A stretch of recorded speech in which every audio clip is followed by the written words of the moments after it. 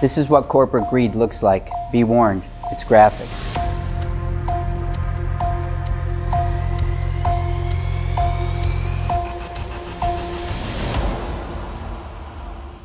Let's talk about cover-ups.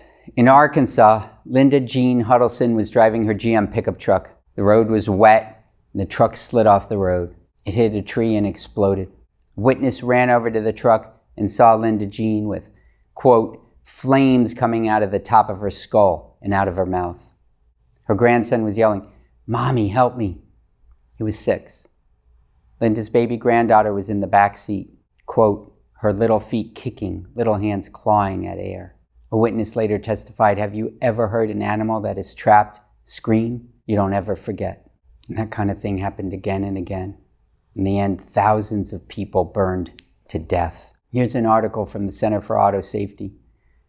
On May 21st, 1997, in Carson City, Nevada, an elderly married couple in a 1978 CK pickup were both instantly immolated when they ran a stop sign at a city intersection and were struck just behind the passenger door by a crossing pickup truck.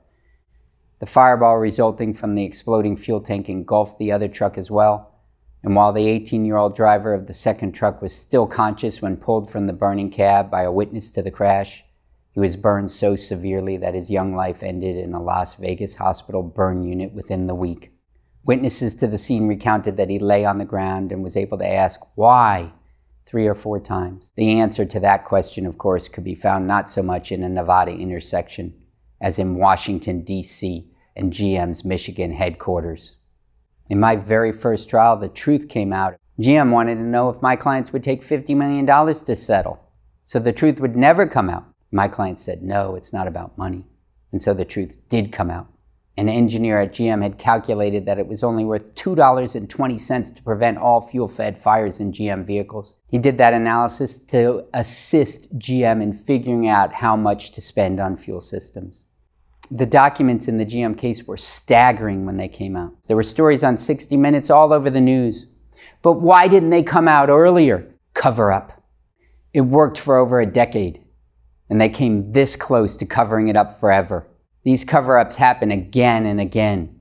Just recently, in regard to a totally different defect, GM was prosecuted by the federal government for fraud and lying to safety regulators. They knew they had a defect. They fixed it for future cars. But they didn't want to pay for a recall. So they changed the part but kept the same part number to fool investigators. Over 100 people died. And they almost got away with it. Well, if you ask me, they did get away with it.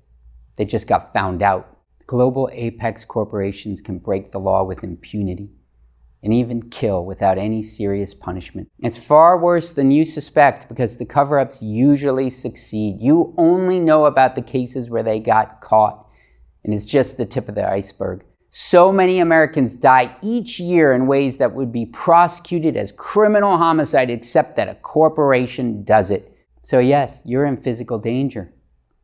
But that's not all. They have seized so much more power over you and how you live your life.